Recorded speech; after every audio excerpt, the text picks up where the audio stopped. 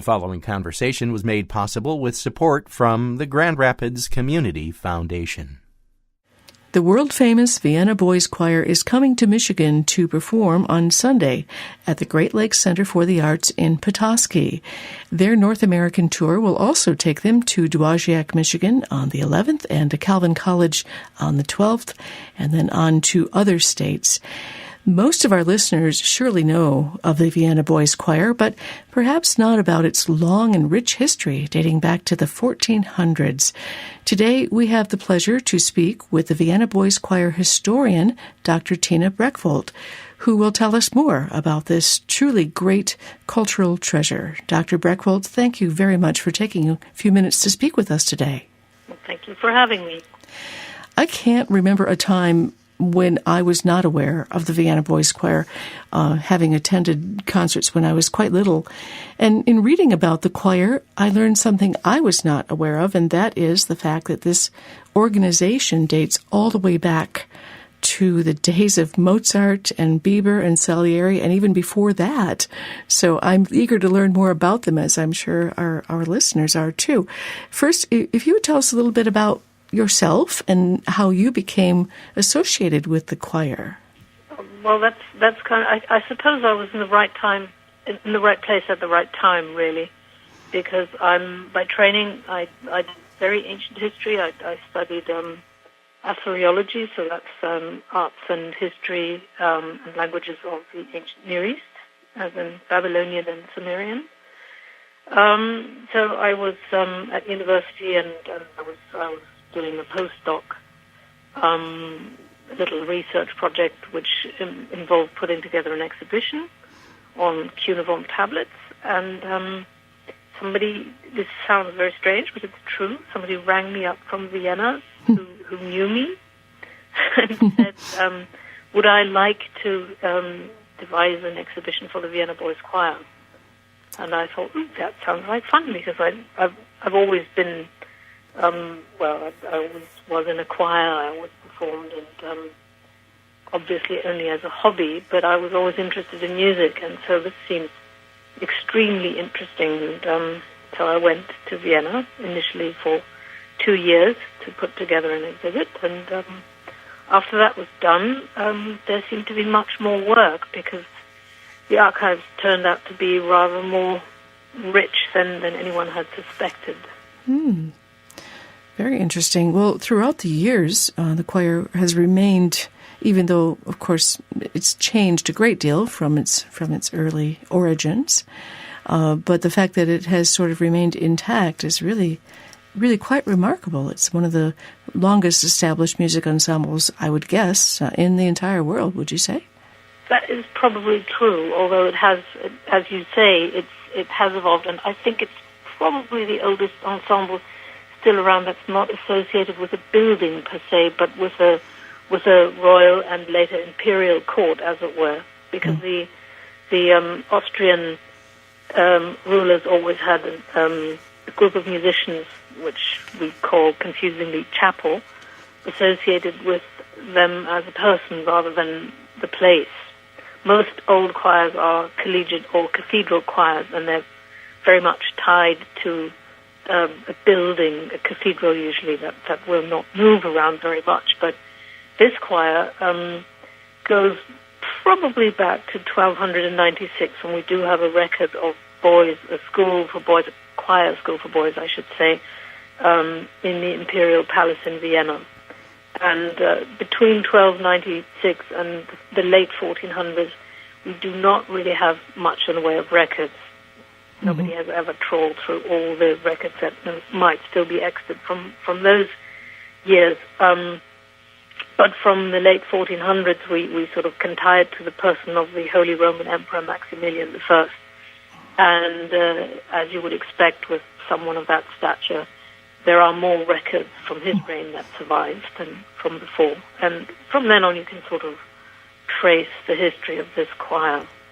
Is the choir associated with a school as well, or do the boys come literally from all different schools? No, that wouldn't be possible. We have, it always had its own school, even when it was the Emperor's choir. the sort of, if you were a chorister in the imperial court, you were given a stipend, and they had you, well, I mean, they made sure that you had proper schooling, academic classes as well as everything else. And in those days, it was a touring choir also, because the court was moved about, and the emperors used to take their musicians with them for entertainment, to show them off. Mm-hmm. Obviously, you don't have TV, nothing like that, so you take your entertainment with you, and it was probably more than entertainment, it was also spiritual, because they provided the music for services, and people in those days had a service every day, at the very least one service per day, if not more. So the boys moved about then, but they obviously needed classes on the road as well.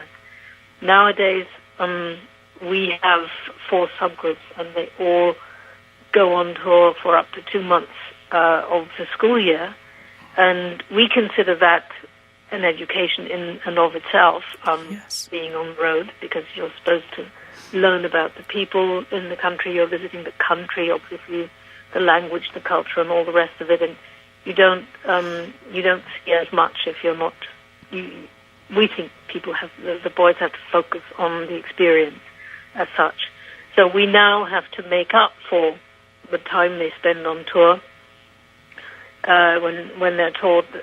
It's a boarding school with a boarding house and very small classes, mm-hmm, and the curriculum that basically, they're taught in classes of, well, on average 8 boys per class, and so you can move much quicker than in an ordinary classroom, and the teachers usually know exactly what each boy needs and exactly where each boy is at with his learning, and how much help he might need with any given problem. How old are the boys in the choir? The touring group, we do obviously have a primary school as well, and we have a senior high school program also for boys and girls.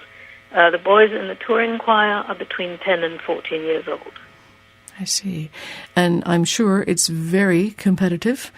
How many people are currently sort of waiting to get into the choir? Do you have any idea of that? That's a bit difficult to say. We need about 25 to 30 new boys every year, because this is the boys in the touring group are grades 5 to 8.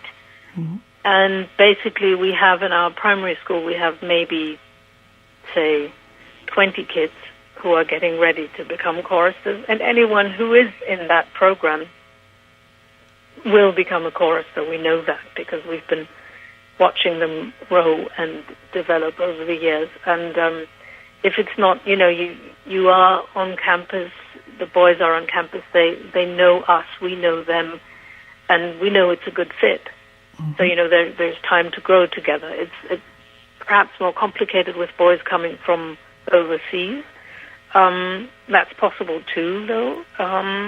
We try to make sure the audition process is basically not just an audition, but it's also talking to the parents, talking to the family, talking to the boy to see if he really wants it. And basically it's a whole process during which we try to establish whether it's a good fit for all sides. We do a lot of singing, so, a boy really has to have a passion for that. They have to be burning for that passion, and then usually it's a pretty good fit. So, let's talk just a bit about the music, and I don't know about the specific music for this concert, but in general, it's a very wide range of music that the boys sing, isn't it? They pretty much cover everything, from Renaissance to the present. I think so. This is part of our curriculum, as it were. We're very, very insistent on the fact that the boys should learn as much of music as they can and as many different styles as possible. So, interestingly, obviously, the sacred singing, the spiritual music, was always part of the boys' duty at court. So they would sing the contemporary music, and in the Renaissance, it would have been Renaissance music. In the classical period, it would have been classical music, or Baroque music, whichever period you look at. but we've also always tried to include what's now called world music. And in fact, I've got recordings from 1931 where the Vienna Boys Choir recorded a Native American song. Mm. It sounds bizarre, but it's actually true. There is a 30s recording of a Native American song. And when nobody was talking about world music, I think the idea was that you go somewhere and people there sing as well. So you bring your song as a gift and you take one as a gift also. And I think that's a lovely cultural exchange. It is. It is lovely. Do you commission works for the choir? We do sometimes, yes. It all depends. We have commissioned. I mean, some of the commissions would be more notable, such as Benjamin Britten was commissioned to write a short opera for the boys, and he did so in 1967. Mm-hmm. That, of course, stands out because Benjamin Britten is Benjamin Britten. But right.